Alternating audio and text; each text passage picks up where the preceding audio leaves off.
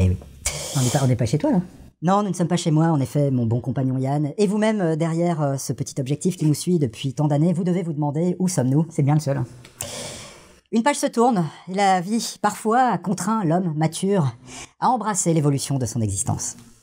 Il y avait toujours plus d'audience pour la Guiche Room ces derniers mois, toujours plus de ressources publicitaires. Nous avons été contraints de tourner une page, de grandir et de nous installer dans plus grand, plus ambitieux, dans le nouveau loft de notre masseur producteur kinésithérapeute In The Blix, que je salue, un loft de 650 mètres carrés dans une tour du quartier de la Défense. Voilà.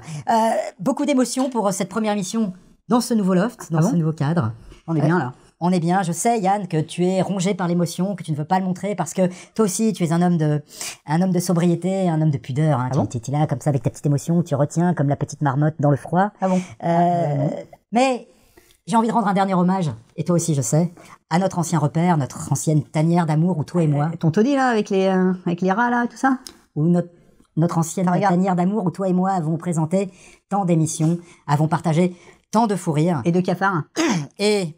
sans plus attendre, nous allons lancer, j'en bafouille, cette petite séquence émotion, car la Guiche Room, ce n'est pas que des rires, et ce ne sont pas que des galéjades. C'est des pleurs beaucoup, c'est beaucoup de navets. Mais c'est également beaucoup d'émotions que nous partageons ici. Vous pouvez constater que mon camarade s'amuse un peu à galéger, s'amuse un petit peu à faire le fanfaron, mais au fond de lui, Yann également ressent une intense émotion. Olivier, je pense qu'il est temps de lancer ce petit montage. Ce petit magnéto. Top magnéto. Je n'exclus pas une petite larmichette à la fin. Nous avons également une groupie qui est ici présente. Vous ne la voyez pas, elle est hors champ. On est bien là. On est mieux qu'avant. Nous sommes très émus. Émotion pour nous rappeler toutes ces années passées dans mon ancienne adresse au 20 rue Jonquois dans le 14e arrondissement. C'est de la merde en fait. Ça, c'est pourri aussi. C'est une pure ça. Oh, c'était marrant là, rappelle-toi. On avait fait comme ça. On a fait que des merdes en fait. Et là, avec pour les autres photos, c'était trop drôle avec le fou. Ah mais c'est toi qui choisissais les bandes, c'est pas possible, c'est tout pourri. Voilà, j'espère que vous avez partagé notre émotion et vous êtes également reconnaissants pleinement comme nous l'avons été et nous le serons à jamais pour cet ancien repère. Voilà, une page se tourne comme je l'ai dit. Plus jamais ça. On commence par quoi? Gaston Lagaffe. Ah non.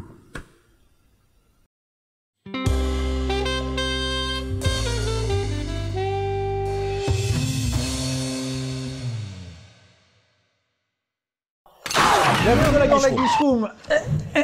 J'ai perdu l'habitude. Cette semaine, Gaston Lagaffe de Pierre-François Martin Laval, sorti le 4 avril. Yann, qu'est-ce que tu peux nous dire? Qu'est-ce que tu veux nous dire sur ce film qui, je pense, que pour la des perspective, horreurs. te remplit de joie. Que des horreurs. Oui. Non mais je prends mes fiches. Alors, on commence par horreur numéro 1. Allons-y. Horreur numéro 1. Pef le cascadeur. Horreur numéro 1, Pef. La catastrophe absolue, le pire Robin des Bois de l'histoire des Robins des Bois qui m'ont jamais fait rire et qui font rire le producteur qui est complètement consterné. Là, je vois devant moi. C'est juste pas possible. Numéro 2. Ah bah, je sais pas, Théo Fernandez des Tuches. Trahison absolue. Enfin, je sais pas, c'est la pire. En fait, voilà. Oui. La pire idée de l'histoire du monde, des pires idées, quoi. La pire à Guiche qu'on a sans doute peut-être jamais vue depuis. Oula, je sais pas, on a fait de la merde, hein. Oui, alors là, on est quand même très haut, hein. Mais là, on va très très loin, parce que, bon, autant les États-Unis et Marvel et Disney, ils font des adaptations de comics complètement interchangeables, dégueulasses, qu'on dirait des épisodes de séries télé, mais au moins il y a de la thune, il y a du spectacle et tout, alors que en France, on fait des adaptations de BD, c'est de la merde. Et oui, alors recensons les dernières catastrophes quand même. Valérian, le Marsupilami, Adèle Blanc-Sec, Benoît Brisefer et les Taxis Rouges, Spirou et Fantasio. Bientôt sur les écrans, qui a l'air d'être une purge immonde. Lucky Luke, les Dalton, non mais sérieux, Boule et Bill. C'est vrai que ces premières images de Gaston Lagaffe ne laissent pas augurer de quelque chose d'exceptionnel, hein, loin de là. Alors en soi, on n'est pas forcément contre une adaptation de Gaston Lagaffe, même si c'est vrai que qui a déjà existé. Il y a une vraie fausse adaptation par Paul Boujna, début des années 80. Non officielle. Vraie fausse officielle, en fait. Ça a commencé comme une adaptation. C'est Fais gaffe à la gaffe de Paul Boujna, avec Roger Mirmont, qui était un putain de Gaston Lagaffe ultra crédible. Je trouve que c'est l'acteur qui ressemblait plus à Lagaffe. Certes. Et donc, c'était à la base une adaptation officielle qui a été reniée par les ayants droit de Franquin. juste avant la sortie, ce qui fait qu'ils ont dû changer tous les noms. C'était un bordel invraisemblable. Ce fait qu'il s'appelle plus Gaston, il s'appelle G. Et donc, et avec un casting improbable, dont Lorraine Bracco, que nous avons retrouvé par le service enquête de la Guichroom. Enfin, on l'a pas retrouvé là ici aujourd'hui, hein, bien évidemment, mais on l'a retrouvé dans le film. Regardez ce petit plan de Lorraine Bracco qui joue une espèce de secrétaire sur le lieu de travail. Avec Daniel Prévost. Daniel Prévost, un film avec Daniel Prévost et Lorraine Bracco. Ah oui, c'est un film complètement improbable. On est en train finalement de parler de Fais gaffe à la gaffe plus que de Gaston. Ah ouais, non, mais qu'est-ce qu'on peut dire? Mais non, rien, sinon que à titre, enfin, très légitimement, cette bande-annonce que nous allons décrypter là comme ça sous vos yeux ébahis a suscité quand même une colère quasi unanime sur les réseaux sociaux. Ah ça je sais pas. Tout le monde se rejoint pour dire que les images qu'on voit sont a priori consternantes. C'est co-scénarisé par l'improbable et l'inconnu Mathias Gavari, scénariste des Profs 1 et 2. Bon oui, eux-mêmes adaptation de bande dessinée, eux-mêmes réalisés par Pef le Cascadeur. Ah non mais c'est terrible, c'est terrible. Bon voilà, Gaston Lagaffe, c'est un personnage qui a été créé par Franquin en 1957, hein, ça remonte déjà.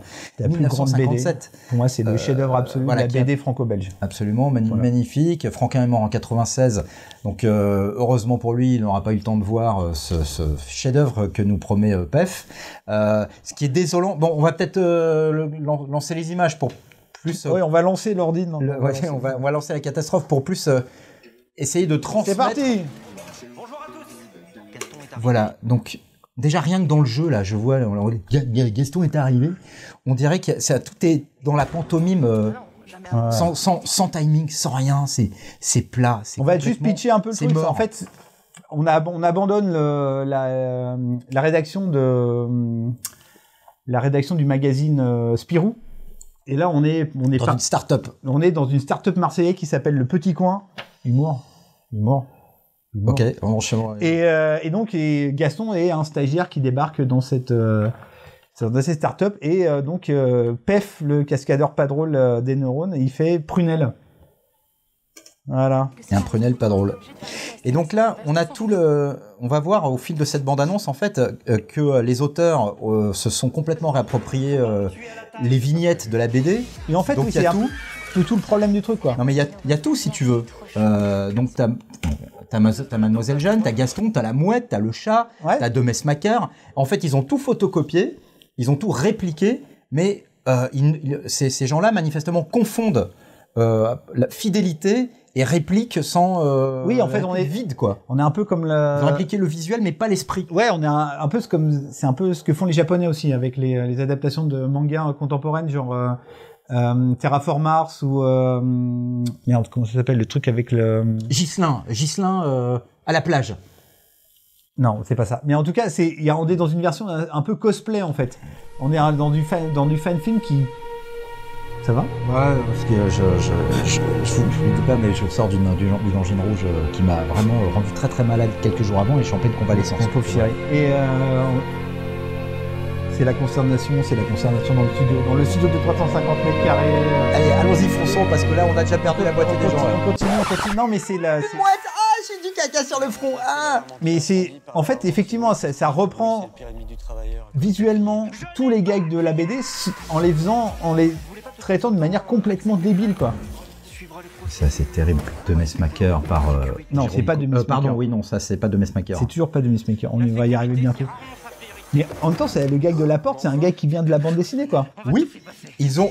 Mais cette tête de nœud de ce type, là, mais lui, par contre, il ressemble à rien. Théo Fernandez, là, c'est juste pas possible, quoi. Voilà, il y a le télésiège, ça aussi, c'est un gag de la BD. Par contre, le blague avec les jambes pliées, le gars les sous-doués, quoi.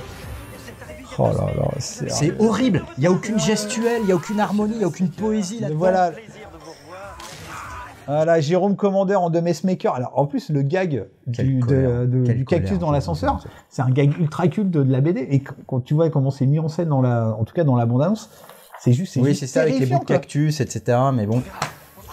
Longtarin, mais il lui ressemble. Et voilà, et comme on est à Marseille, tu sens un peu les gags à la taxi, quoi. Et les pauvres gags. Par l'équipe de Les Profs, attention les mecs, hein. C'est là du chef-d'œuvre, quoi. Mais quand il parle, chaque mot qui sort de la bouche de cet acteur, ça me donne envie d'avoir des flatulences absolument irrépressibles. Mon Dieu, Alison Wheeler. Bon, voilà, ça passe vite, heureusement, parce que ça fait vraiment aussi mal qu'un coup de chignol dans les fesses. Atroce.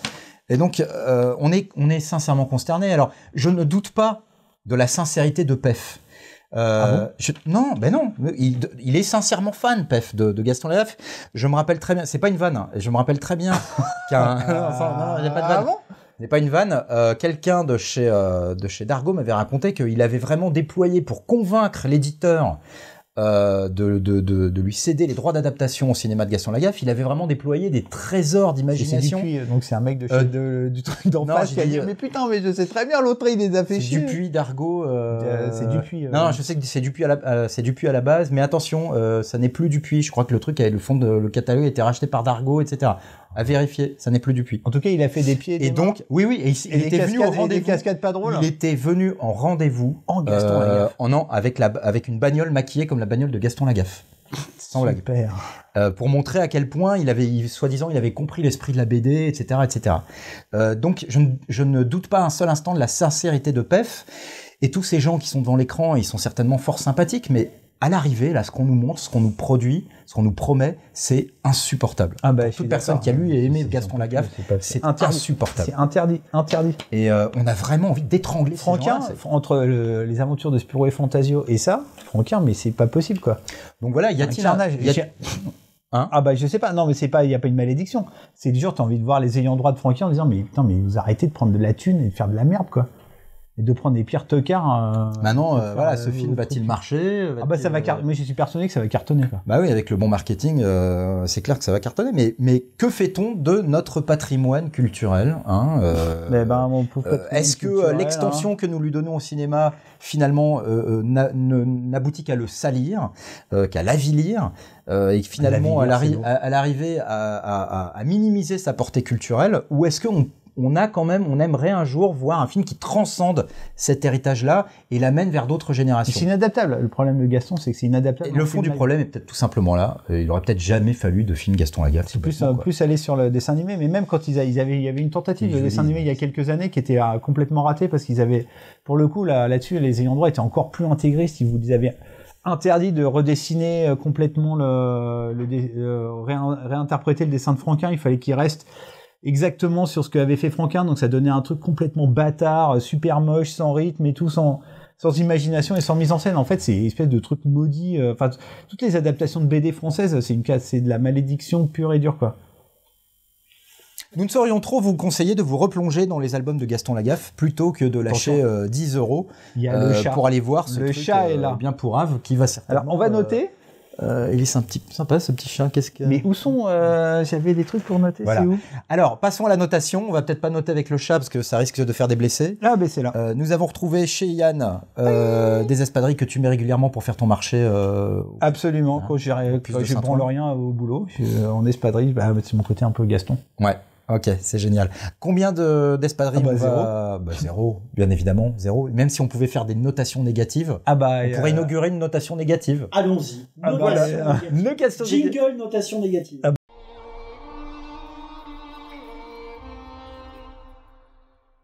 Winter is coming. Je sais même pas si on est au zéro absolu, quoi. C'est une catastrophe absolue, du moins. En notation positive, on allait jusqu'où déjà? Plus 5. Et ben moins 5. Allez. Grave. Moins 5 espadrilles pour moi. Mais c'est une première, hein. C'est pour toi, Pef. Voilà, ça nous fait plaisir.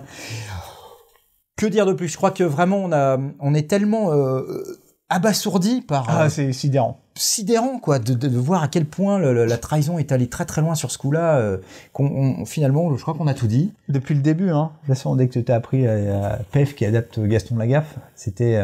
Alors voilà, on n'est peut-être pas à l'abri d'une bonne surprise, mais franchement, j'y crois pas trop. Hein. Non, ça j'y crois pas trop. Bien. Je pense qu'il est temps maintenant de mettre un terme à cette Guichroom qui n'a plus rien à, il y a plus rien à dire. Hein, de toute façon, c'est terminé. Je propose que nous terminions l'émission avec un duel à base d'espadrilles. En garde.